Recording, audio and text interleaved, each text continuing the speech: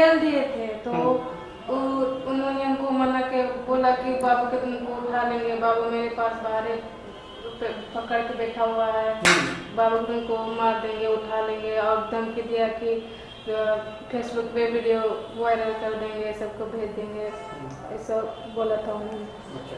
आपने अपने पति से जब यह बात बताई तो क्या थोड़ा डर नहीं लगा, या आपको कैसे, आपके पति को कैसे आपने कन्विंस किया, और मान लीजिए कि उसके बाद उन्होंने किसी तरह की धमकी दे देते, इस तरह की बातें आपके जहन में आई? डर तो हमको लगा था कि उन्होंने धमकी दिया है, इसलिए हम इनको नहीं बोलना चाहते थे, लेकिन फिर भी हम नहीं हिम्मत करके बोल दिए कि नहीं, मेरे साथ वो लोगों ने गलत किया है।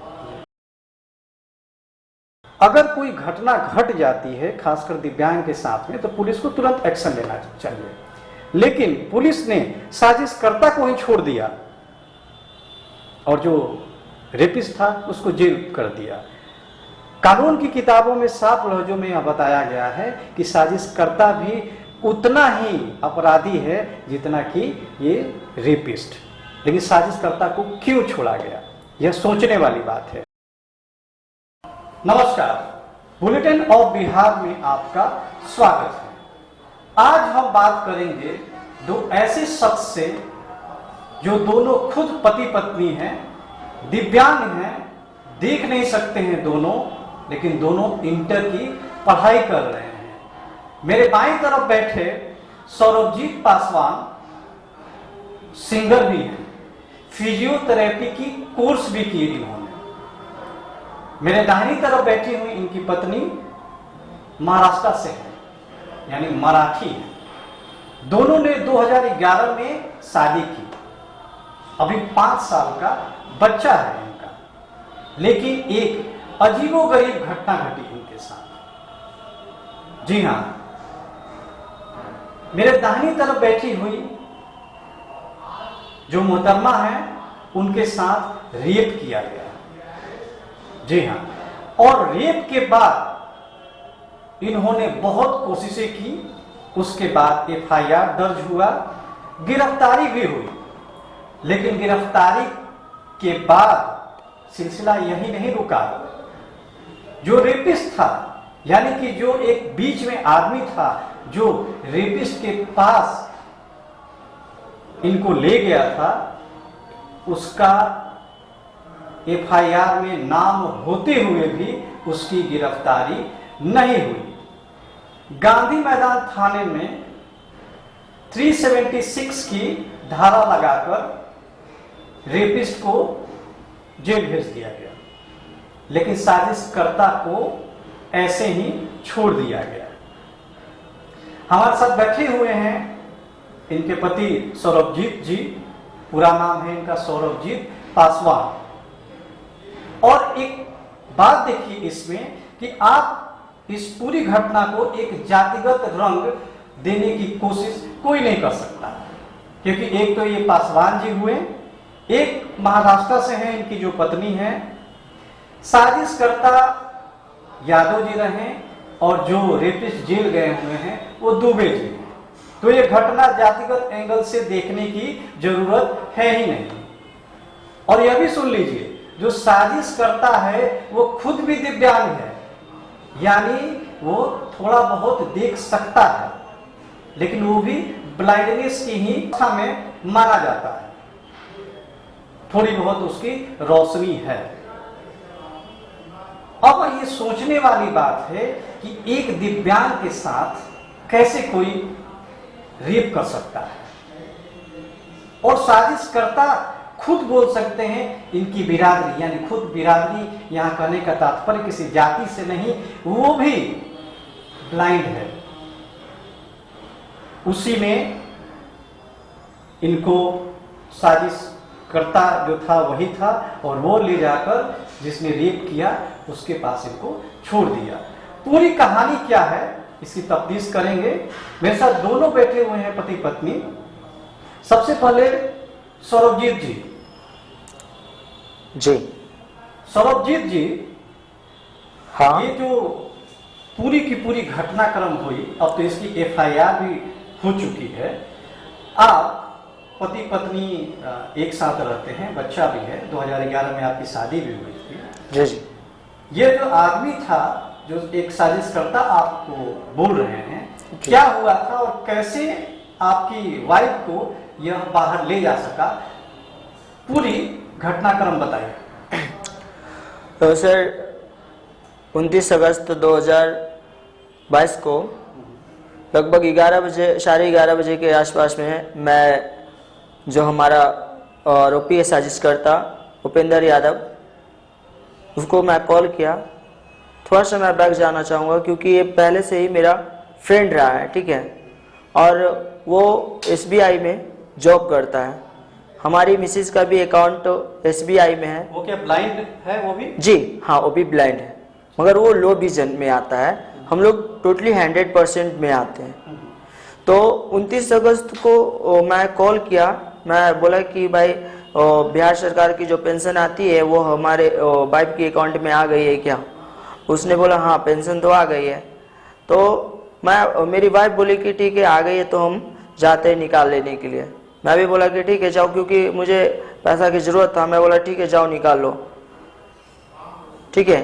उसके बाद मतलब रेडी वगैरह हुआ, छोटा बच्चा है तो उसको तैयार करने में टाइम लगा और 12:30 बजे उसने घर से निकल गई। जब बैंक पहुंची तो बंदा बैंक इसको पहुंचने से पहले वो बैंक में आगे खड़ा था, बैंक के गेट पे। तो ये गई तो इसको टोका, बट ये कोई अच्छा रिस्पांस नहीं देकर ये सीधे बैंक में चली गई बाबू को लेके। वहाँ से जब पैसा लेके निकाल के आई तब तक वो बेटी कर रहा था। नीचे आया तो उसने बोला कि ऐसा है कि मतलब आपको कुछ दिन पहले जो आप दोनों हस्बैंड वाइफ को एडमिशन के लिए कुछ पैसा जो सर दिए थे डोनर, तो वही मिलने के लिए आपको बुलाए हैं। तो मेरी वाइफ बोली कि भाई हम तो बैंक के लिए आए हैं तो फिर मैं कैसे जा सकती हूँ, और अभी उनसे मैं पूछ के नहीं आई हूँ। तो उसने बोला कि नहीं, उस दिन तो आप लोगों को सामने ही बात हुआ था कि सर कभी बुलाएंगे, तो आप लोग बोले थे कि हाँ मिल लेंगे। तो मेरी वाइफ बोली हाँ मैं बोली थी, मेरा हस्बैंड बोले थे, हम दोनों बोले थे, बट वो अकेले मैं नहीं जा सकती। तो वो बोला कि ऐसा कोई बात नहीं, अभी थोड़ी देर पहले ही बात हुआ है आपके हस्बैंड से, उसने बोला है जाने के लिए। तो ये बोली कि अगर ऐसी बात है तो आप मुझे कॉल करके बात करवा दो, क्योंकि इनके पास फ़ोन नहीं था। तो उसने मेरी वाइफ बोली कि आप कॉल करके बोलो कि हाँ बात करेंगे, अगर वो कह देंगे कि मैं आप चले जाओ तो मैं चली जाऊँगी। तो उसने बोला कि नहीं, जो मेरा फ़ोन ऑफ हो गया है, जो यार 10 मिनट की तो बात है, बस सर पूछेंगे कि हाँ आप लोगों को जो मैं डोनेशन दिया था वो क्या मिल गई आप लोगों को, तो आप बोल देना कि हाँ मिल गई थी, बस इतना ही तो बोलना है। तो इसने बोली कि ठीक है कहाँ जाना है? तो उसने बताया कि PNB का रीजनल ऑफिस है, उसी में जाना। तो बोली कहाँ पे? तो वो बोला कि R ब्लॉक जाना है। तो इसको लगा कि R ब्लॉक तो ऑलरेडी मतलब मेरे घर के पीछे ही है, ठीक है। तो कहीं ना कहीं मतलब वो पहले से जान पहचान था, तो इनको भी मतलब इतना वो नहीं हुआ कि हाँ ऐसे कैसे मना कर दे। तो वो एक गई वहाँ पे, बट रिक्शा पे बैठने के बाद इसको क्या पता, ये तो टोटली ब्लाइंड है, इनको तो कुछ पता, रास्ता देख नहीं सकती हैं कि हाँ मैं किधर जा रही हूँ नहीं जा रही हूँ। तो इनको मतलब किसी की फ्लैट पे लेके गया, और फ्लैट पे ले जाने के बाद मतलब बोला कि ऐसा करो आपको उस रूम में बैठो, ले जाके उस रूम में बैठा दिया और बोला कि साहब आएंगे तो आप बता देना कि हाँ मुझे पैसा मिल गया, पूछेंगे तो बता देना। तो इसने बोला ठीक है। और मेरे बेटा को ऑलरेडी दूसरे रूम में उसको पकड़ के रखा था, टीवी फुल वॉल्यूम में चला दिया। तो मतलब जो दूसरे आदमी था वो अंदर गया तो शायद गेट लॉक किया होगा, तो उस पर ऑब्जेक्ट की मेरी वाइफ। तो उसने मतलब उसको धमकी दिया कि तुम अगर शोर शराबा करोगे तो तुम्हारा बेटा बाहर बैठा हुआ है, हम तो उसको मरवा देंगे। तो मतलब वो डर गई। उसके बाद मतलब उसके साथ कुछ ऐसा बदतमीजी स्टार्ट किया, तो उन्होंने मतलब चिल्लाने की कोशिश की। एक बार मतलब मेरी वाइफ बता रही थी कि 1-2 बार मैं उसको ठेला भी, बट मैं मजबूर थी कि मेरा बेटा बाहर में था और मेरा बच्चा भी बार बार गेट पीट रहा था, बाहर से रो रहा था। तो इस अति में मतलब आगे जो भी कुछ भी हुआ वो सब कुछ मतलब वो घर पे आके बताई। और उसके बाद भी मैं उसको कॉल किया कि अच्छा ठीक है बताओ मेरे वाइफ को तुम कहाँ ले गए थे, मेरे वाइफ और बच्चे को। तो उसने बोला कि मैं रीजनल ऑफिस PNB का रीजनल ऑफिस लेके गया था। तो मैं बोला कि ठीक है, मैं रीजनल ऑफिस में भी गया। मैं बोला कि सर यहाँ पे मतलब वो लोग आए हैं क्या? तो उन्होंने बोला कि नहीं सर यहाँ पे नहीं आया। तो मैं बोला कि सर ऐसा है ना, बाय मिस्टेक आप लोग नहीं देख पाए होंगे, काम की वजह से भीड़ भाड़ होती होगी तो आप लोग नहीं देख पाए होंगे, तो आप मुझे आप अपना कैमरा दिखा सकते हैं क्या, सीसीटीवी फुटेज? तो उन्होंने बोला कि सर हालांकि मतलब हम लोगों को अलाउ नहीं है, बट क्या मैटर है आप बताओ। तो मैं पूरी खुली रूप से उनको मैं बोला कि सर मिसयूज किया गया है आपके ऑफिस के नाम पे। तो उन्होंने सीसीटीवी फुटेज चेक किया, बोला कि सर यहाँ पे ऐसा कुछ नहीं है, आपको जब भी ज़रूरत पड़ेगी तो मैं आपको दे दूंगा। 10 to 5 का उन्होंने चेक किया बट कहीं पे नहीं देखा। तो मुझे गुस्सा आया, मुझे बिलीव हो गया कि मतलब इन्होंने सारे साजिश करके मेरे साथ गलत किया, मेरी वाइफ के साथ। तो मैं उसको उस समय भी कॉल किया कि आप ये बताओ कहाँ पे हो, और रीजनल ऑफिस में तो मैं हूँ, किससे तुम मिलवाते हो? उसने बोला कि निशांत नाम का। तो निशांत तो कोई था ही नहीं। मैं पूछा कितने फ्लोर पे मिलवाया था? तो उसने बोला कि 5 तला पे, जबकि वहाँ पे 3rd फ्लोर ही था। तो मतलब सारा का सारा मतलब रॉन्ग वो कर रहा था। फिर मुझे गुस्सा आया, मैं उसको झूठ क्यों बोलूँ, मैं उसको रिएक्ट किया और कड़े शब्दों में मैं बोलना स्टार्ट किया। तो उसने मुझे धमकी दिया कि तुम्हारी औकात क्या है, तुम्हारा जब तुम्हें खाने के लिए सोचना पड़ता है तो तुम केस क्या करोगे, हम तो थाना को मैनेज कर लेंगे, हम दोनों जॉब वाले हैं, थाना को खरीद लेंगे। तो मैं उस समय बोला कि ठीक है भाई, तुम्हारे सामने तो मेरी औकात सही में कम है, क्योंकि मैं एक बेरोजगार पर्सन हूँ और सीजनली प्रोग्राम वगैरह स्टेज शो करता हूँ, अगर कहीं प्रोग्राम मिल गया तो मैं करता हूँ। तो मैं भी लगा कि हाँ भाई मैं तो बेरोजगार हूँ, बट मैं अपने अंदर इतना हिम्मत जरूर बनाया था कि मैं किसी भी हालत में हम इन दोनों को छोड़ेंगे नहीं। मैं अपनी बाइक से पूछा तो उसने बोली कि मैं आगे तो बढ़ना चाहती हूँ, बट वो लोग पैसा वाला है, फिर टॉर्चर करेंगे। हम बोले कि कोई बात नहीं है, हम तुम्हारे साथ में, जहाँ भी होगा, जिस जगह तक होगा हम वहाँ तक पहुँचेंगे, हम तुम्हारे सपोर्ट में हैं। हम आप बताइए कि जब यह दुष्कर्म आपके साथ हुआ तो क्या आपने कुछ हल्ला मचाया, उसको डराने की कोशिश की? जी, उसको हम ठेल दिए थे। तो उन्होंने हमको मना के बोला कि बाबू के तुमको उठा लेंगे, बाबू मेरे पास बाहर पकड़ के बैठा हुआ है, बाबू तुमको मार देंगे, उठा लेंगे, और धमकी दिया कि फेसबुक पे वीडियो वायरल कर देंगे, सबको भेज देंगे, ऐसा बोला था उन्होंने। आपने अपने पति से जब यह बात बताई तो क्या थोड़ा डर नहीं लगा, या आपको कैसे, आपके पति को कैसे आपने कन्विंस किया? और मान लीजिए कि उसके बाद उन्होंने किसी तरह की धमकी दे देते, इस तरह की बातें आपके जहन में आई? डर तो हमको लगा था कि उन्होंने धमकी दिया है, इसलिए हम इनको नहीं बोलना चाहते थे, लेकिन फिर भी हम नहीं हिम्मत करके बोल दिए कि नहीं, मेरे साथ वो लोगों ने गलत किया है। देखिए, बुलेटिन ऑफ बिहार के स्टूडियो में अगर ये इतनी हिम्मत से इतनी बातें बोल सकती हैं तो आपको इनकी हिम्मत की दाद देनी पड़ेगी, दोनों की, क्योंकि ये काफ़ी सहमी हुई हैं और बहुत ज़्यादा ये बातों का जवाब नहीं दे सकती हैं। बहुत सी ऐसी बातें होती हैं जिनको एक औरत नहीं बताना चाहती है, लेकिन अपने पति से वो सारी बातें शेयर करती है।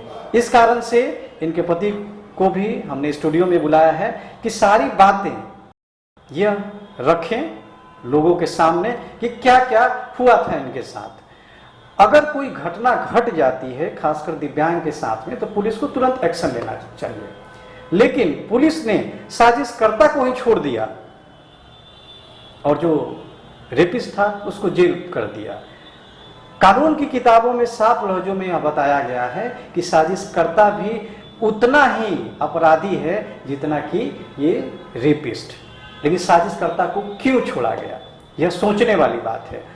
सौरभजीत जब थाने में थे और उन्होंने पानी की डिमांड की तो एक ऐसे पॉट में दिया गया जिसमें से शराब की बू आ रही थी। दर्शकों को पता है कि बिहार में शराब बैन है, अब वो वैसी पॉट क्यों दी गई जिसमें शराब की बू आ रही थी, यह सोचने वाली बात है। क्या पुलिस ने पैसे लेकर एक अपराधी जो साजिश करता था उसको छोड़ दिया? यह भी आगे तफ्तीश की बातें होगी। सौरभजीत आपको किसी तरह की धमकी एफआईआर करने के बाद मिली, और एफआईआर जब कराने आप गए थे तो आपके साथ क्या क्या हुआ सर्वजीत? और सर सबसे पहले जब मैं वहाँ पे थाना पहुँचा तो मतलब सबसे पहले हमारी जो लोकल थाना था वहाँ गया, फिर उन्होंने रेफर किया गांधी मैदान थाना गया, तो उन्होंने जो एक्शन दिखाया वो एक्शन देख के मुझे लगा कि अरे वाह, आज के डेट में अगर इतना अच्छा एक्शन है तो बहुत अच्छी बात है। बट जैसे ही उन लोगों को अरेस्ट करके लाया उसके बाद बैठा दिया गया, मैं बोला कि सर जितना जल्दी हो सके तो हम लोग को रिलीज कीजिए बयान लेके। तो उन्होंने बोला कि देखिए आप जितना आप जो सोच रहे हैं ना वैसा नहीं होता है, आपको अभी तो कुछ नहीं है, आगे और भी परेशानी बढ़ेगी। तो मुझे डाउट लगा कि परेशानी की बात कर रहे हैं। मैं बोला कि सर देखिए कोई किसी भी परेशानी से मुझे घबराहट नहीं होती है, ठीक है, थोड़ी ये है कि मैं अपना छोटा बच्चा को छोड़ के आया हूँ तो मतलब थोड़ा सा डर लगता है कि एक तो ऐसा केस है और बच्चा को छोड़ के आया हो। तो मतलब काफ़ी देर के बाद 7-8 बजा तो मैं बोला सर मुझे पानी चाहिए, क्योंकि काफ़ी दोपहर से भी मैं घूम रहा था, तो मैं बोला सर मुझे पानी चाहिए। तो उन्होंने पानी ला के दिया बोतल में, बट वो बोतल मैं जैसे मुंह में लगाया तो एकदम मतलब ऐसा लग रहा था कि उसमें शराब मिक्स ही किया हुआ है। एक शराब का बू आना, मतलब पानी का बोतल अगर रहता जिस बोतल में पानी भरा हुआ है और शराब का बोतल खाली रहता तो थोड़ा सा मतलब पानी का वो से दब जाता, बट ऐसा लग रहा था उसमें शराब ही मिक्स है। मेरा माइंड कहीं ना कहीं वो लगा कि शायद ऐसा तो नहीं कि मेरे खिलाफ साजिश किया जा रहा है। मैं मुंह में सटाया बट मैं पिया नहीं पानी, उसको वहीं पे छोड़ दिया। मुझे डर इस चीज़ का था कि शायद इन्होंने मेरे साथ साजिश कर रहा है, क्योंकि ऑलरेडी आरोपी जो था दोनों जॉब वाला था, नौकरी में है, तो मुझे लगा कि शायद उनकी तरफ से इन्होंने कुछ मतलब ले दे के मैनेज करवाने की कोशिश कर रहे होंगे। शायद मुझे ये शराब मिक्स पानी पिला के बाद में मुझे ही अरेस्ट कर ले कहें कि हो सकता है ये शराब को नशा में आया है और एफआईआर करवाने, इसलिए मैं पानी को हाथ नहीं लगाया।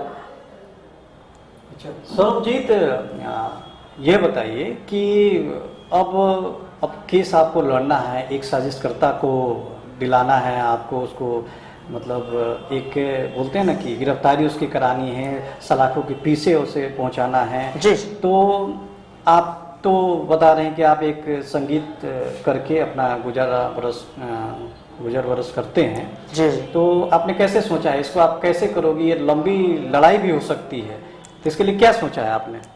सर देखिए मैं करता तो हूँ सिंगिंग का ही काम, बेरोजगार तो ज़रूर हूँ, बट जितनी मेरी कैपेसिटी है उस हिसाब से मैं जो भी थोड़ी बहुत होगा करूँगा ही। बट मैं और भी लोग तो हैं, बहुत लोग जो हैं, मैं अपने जनता से मतलब जो मेरी मदद कर सकते हैं उन लोगों से मैं रिक्वेस्ट करूँगा कि आप लोग मुझे मदद कीजिए, मुझे न्याय दिलवाने में, क्योंकि मुझे खाने के लिए सिर्फ पैसे नहीं चाहिए, मैं अपनी मेहनत पे विश्वास करता हूँ।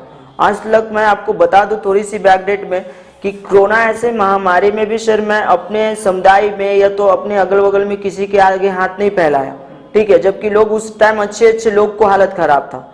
मगर अभी के टाइम में भी मुझे खाने के लिए नहीं चाहिए, बेशक मैं नमक रोटी खा के रह लूँगा अपने घर में, बट हमारा न्याय प्रक्रिया में कोई बाधा ना आए, हमारा मतलब न्याय अच्छे से मिले, क्योंकि आजकल जानते हैं जब तक मतलब कोर्ट में तो पैसा की ज़रूरत पड़ता ही, अब जहाँ तहाँ वकील को चाहिए, अब आपको केस जीतना है तो अच्छा वकील चाहिए, तो अब कोर्ट जाना भी है मुझे तो उसके लिए भी पैसा चाहिए। तो ये सब थोड़ा सा मेंटेन करने के लिए मुझे लोगों को हेल्प चाहिए, और मैं लोगों से यही रिक्वेस्ट करता हूँ कि मैं भी आपका समाज का एक अंग हूँ, बेशक मैं दिव्यांग हूँ बट मैं आप ही का समाज से हूँ, तो प्लीज़ आप मेरे मजबूरी को देखते हुए आप मुझे हेल्प करें, जो भी आपसे बनता है, मतलब जो भी आपकी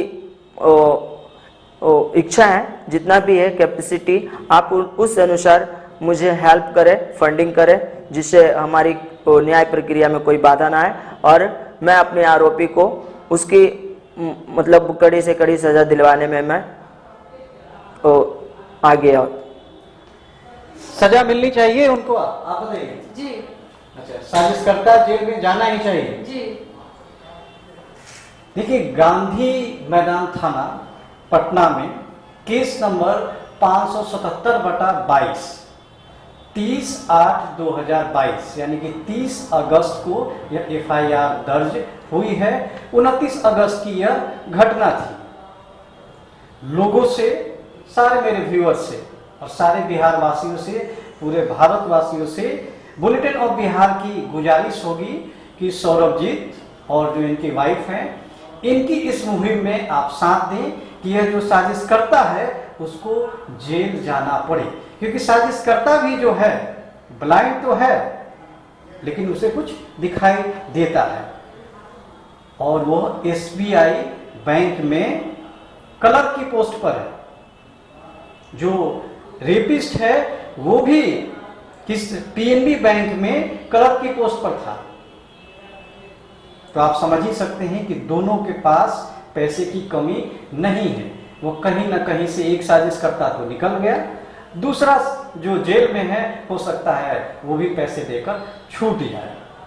बुलेटिन ऑफ बिहार की इस मुहिम में आप सभी के साथ की जरूरत है।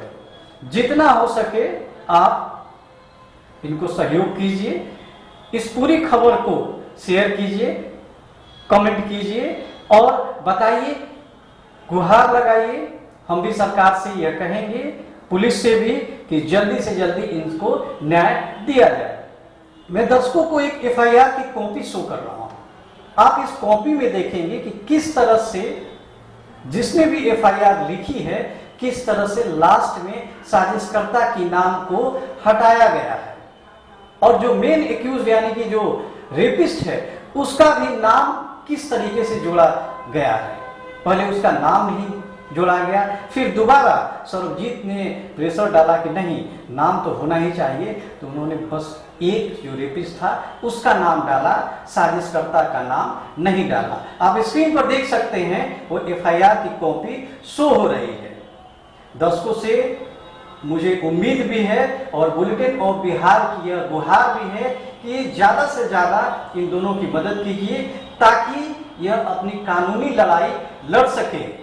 यह जो पूरी बात है, ये पूरी जो घटनाक्रम है, एक औरत की बात नहीं है, यह एक दिव्यांग की बात नहीं है, यह एक पति पत्नी की बात नहीं है, यह एक बच्चे की माता पिता की बात नहीं है, यह हमारे देश की गौरव की बात है। और जहां देश की गौरव की बात हो वहां पर किसी को भी पीछे नहीं रहना चाहिए। एक देश का गौरव गिर जाता है जब एक औरत के साथ घटनाओं के लिए सबसे पानी पानी हो जानी चाहिए उन दो बैंकों के अधिकारियों पर जिन्होंने यह काम किया। वैसे पुलिस को भी शर्म आनी चाहिए जिन्होंने शराब की पोट में इनको सर्वजीत को पानी पिलाने की कोशिश की। ये दोनों दिव्यांग हैं, दोनों देख नहीं सकते हैं। आप सोचिए इनकी स्थिति, इनकी कमाई भी नहीं है कुछ भी, फिर भी पुलिस वालों का सहयोग नहीं मिला। आनंद फानंद में उन्होंने FIR लिखी और उस FIR में भी साजिशकर्ता को ही मतलब थाने से ही कैसे आप हटा सकते हैं, कम से कम उसकी गिरफ्तारी होनी ही चाहिए थी।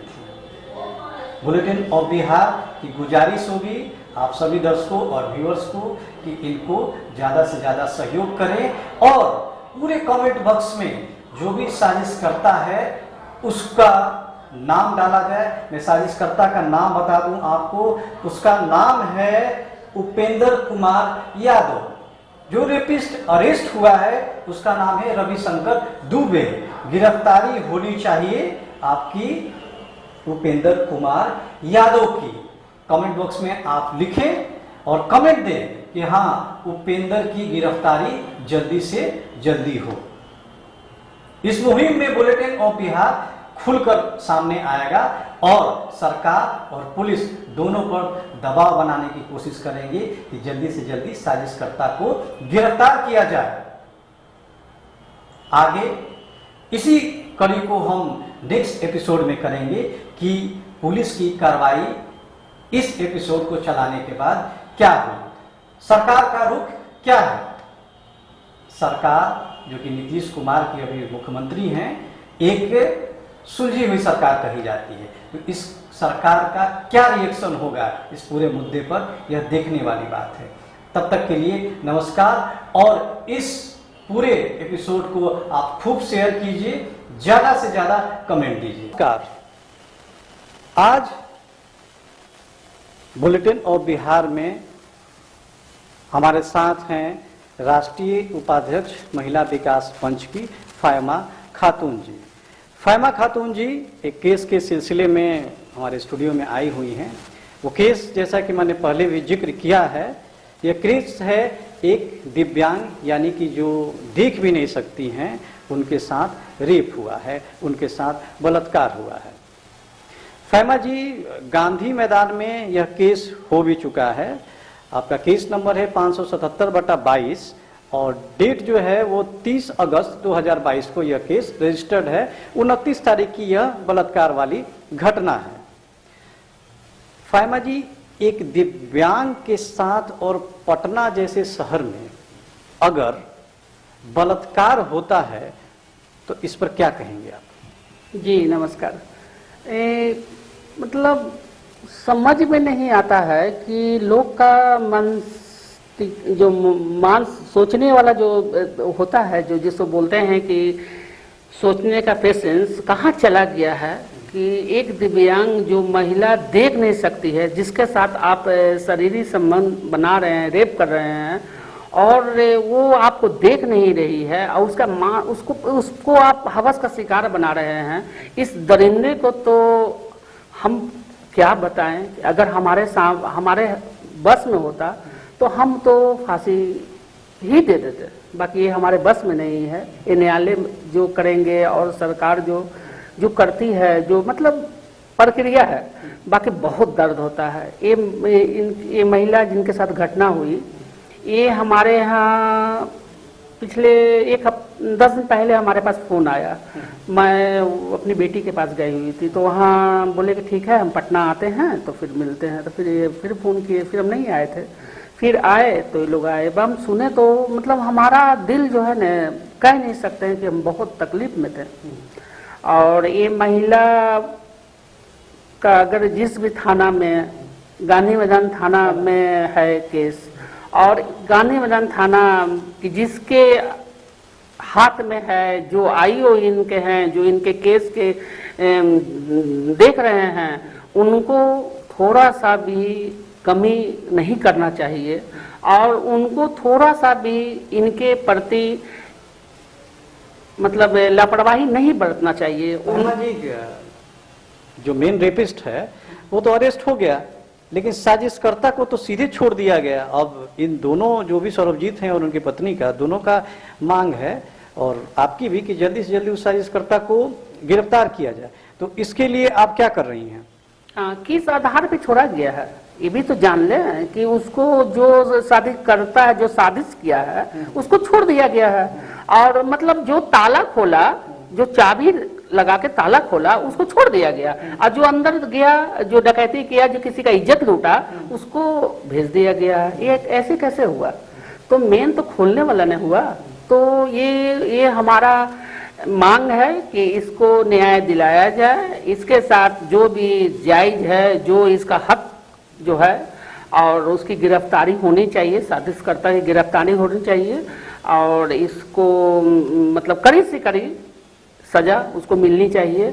और इस तरह का अगर हमारे समाज में गंदगी होगी तो हम लोग समाज से भी क्या बोलेंगे।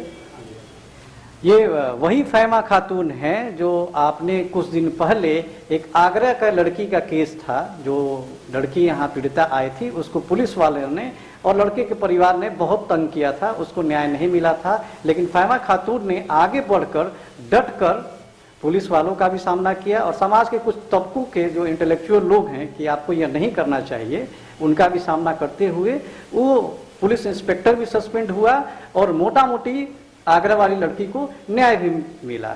महिला विकास मंच की राष्ट्रीय अध्यक्ष हैं फायमा खातून जी। फायमा खातून कम से कम बुलेटिन ऑफ बिहार में 3-4 ऐसे केसेस पर बहुत काम कर चुकी हैं और पीड़ितों को न्याय भी दिला चुकी हैं। हमें आशा है कि फायमा खातून जी इस केस में भी जल्दी से जल्दी कुछ करेंगी और जल्दी से जल्दी कैसे न्याय मिल सके इनको और साजिशकर्ता कैसे जेल में चला जाए, इसके लिए खूब काम करेंगे। फाइमा जी, जो पिछला जो आपने बहुत सारे केसेस का अनुभव लिया होगा, लेकिन एक भी केस मैंने ऐसा नहीं देखा जो एक दिव्यांग से और एक जो देख नहीं सकती ऐसी औरत से बलात्कार किया गया है। जैसा कि दर्शक देख सकते हैं कि मेरे दाहिनी ओर वही लेडी बैठी हुई हैं, कितनी सहमी हुई, वो कुछ बोल भी नहीं पा रही हैं और मैं इतनी हिम्मत भी नहीं कर सकता कि एक सहमी हुई लड़की से कुछ सवाल या कड़े सवाल या सीधे सवाल पूछा जाए। फाइमा जी सभी सवालों का जवाब दे रही हैं। फाइमा जी, इसमें तो जल्दी से जल्दी चीजें करनी चाहिए, क्या लगता है आपको? हाँ, ये तो बात सही है। बहुत लेट हुआ और इन लोग भी लेट से, किसी सूत्र ने इनको नंबर हमारा दिया और ये देख नहीं सकते हैं, ये कुछ कर नहीं सकते हैं, तो इनको किसी इनके मित्र ने नंबर दिया हमारा और ये हमारे पास आई। अब बहुत मतलब ऐसा है कि एक टाइम ये लोग खाते हैं और दूसरे टाइम भूखे रहते हैं, तो ये तो इनके साथ क्या है, ये तो मतलब कुछ कर भी नहीं सकते हैं। तो इनका है कि भाई आप लोग जिससे मतलब इस तरह का अगर दरिंदे मार्केट में घूम रहे हैं तो उसको कानून के दरवाजे तक और कानून के जो उसका जो होता है वो क्या बोलते हैं, उनका जो सही जगह वहाँ हम पहुँचाने के लिए तैयार रहते हैं और तैयार रहेंगे। इनका भी हर लोग का न्याय दिलाते हैं, इनका भी न्याय दिलाएंगे। फिर पुलिस से लड़ाई होगी आपकी? पिछली बार भी हुई थी आगरा वाले केस में, पुलिस आपसे भड़क गई थी कि ये किसी को भड़का रही हैं। अब इस केस में भी पुलिस से लगता है कि फिर से एक लड़ाई, यानी कि ऐसा नहीं कि कागजों की लड़ाई लड़ेंगी आप, तो क्या लगता है कि फिर ऐसा ना हो कि फिर आप परेशान होंगे इसके लिए? नहीं नहीं, परेशान होने की बात नहीं है। बात है कि इनके साथ न्याय होनी चाहिए। हमको पुलिस कोई निजी दुश्मनी नहीं है और चाहे पुलिस से कोई हमारा कोई जाति ये नहीं है। हम देखिए, महिला विकास मंच के राष्ट्रीय उपाध्यक्ष होने के नाते महिला पे काम करते हैं और हम मुस्लिम समाज से आते हैं। हमारे समाज में बहुत लोग दबे हुए रहते हैं, फिर भी हम बढ़ चढ़ के हिस्सा लेते हैं और लोग को मतलब जब हमारे पास जब आते हैं तो उनको तो अंत तक पहुँचाते हैं, ये हमारा काम है और पहुँचाएंगे। आप बहुत जल्दी आपको मिलेगा कि इनका भी बहुत जल्दी केस बहुत रफ्तार पकड़ लेगा। इनका मेडिकल भी नहीं मिला है, आखिर क्या बात है, इनके वकील बोल रहे हैं कि अभी तक मेडिकल का रिपोर्ट हमारे पास नहीं आया है, आ जाना चाहिए। और एक मेडिकल का पेपर जो है पीड़िता को दिया जाता है, ये भी नहीं दिया गया। हॉस्पिटल से भी पता करेंगे, गर्दनी बाग हॉस्पिटल में इनकी मेडिकल हुई थी और आगे देखिए जैसा होगा फिर अपडेट देंगे। और भाई इनको मदद की भी ज़रूरी है, इनका फाइनेंशियल भी इनका सपोर्ट नहीं है, तो मदद की भी ज़रूरी है। तो मदद के लिए भी जैसा होगा बताएंगे। इनका कुछ है, आप बताइए जी। बुलेटिन ऑफ बिहार ये अपने व्यूअर से और जो भी दर्शक हैं इस वीडियो को देखें, उनको ज़्यादा से ज़्यादा जो पीड़िता हैं मेरे दाहिनी तरफ बैठी हुई हैं, इनके अकाउंट में कुछ भी सहयोग करके इनकी मदद करें, क्योंकि इनके पास बहुत अच्छे से घर भी नहीं चलता है इनका, जैसे तैसे घर चलता है, लेकिन कानूनी लड़ाई लड़ने के लिए इनको कुछ रुपए की ज़रूरत होगी। तो जितना हो सके, कम से कम हो सके, इनको आर्थिक सहयोग के रूप में लोग इनको करें। डायरेक्ट इनका अकाउंट नंबर जो है पूरी स्क्रीन पर फ्लैश करेगी और आप उसमें सहयोग कर सकते हैं, क्योंकि इनके पास गूगल पे भी नहीं है, तो डायरेक्ट इनका अकाउंट नंबर ही इन्होंने दिया है, जो आप देख सकते हैं हमारे चैनल के स्क्रीन पर ब्लिंक कर रहा है। आप इनमें जल्दी से जल्दी और जितना भी हो सके आप सहयोग करें, ताकि यह कानूनी लड़ाई बहुत अच्छे ढंग से लड़ सकें और जो भी साजिश करता है, जो भी इसके आरोपी हैं, उनको कड़ी से कड़ी सजा दिलाई जा सके। बुलेटिन ऑफ बिहार साथ साथ महिला विकास मंच की राष्ट्रीय उपाध्यक्ष फाइमा खातून जी आ गई हैं। ऐसे बहुत सारे केसेस को उन्होंने सॉल्व किया है और इनका साथ भी अब मिल गया है इन लोगों को, और उम्मीद है कि अब दर्शकों का अगर साथ मिले तो साजिशकर्ता तुरंत ही जेल की सलाखों के पीछे रहेगा। फाइमा जी, आप हमारे स्टूडियो में आई, जो पीड़ित महिला हैं ये भी आए, इनके हस्बैंड सौरभजीत भी आए। आप सभी लोगों का बहुत बहुत धन्यवाद।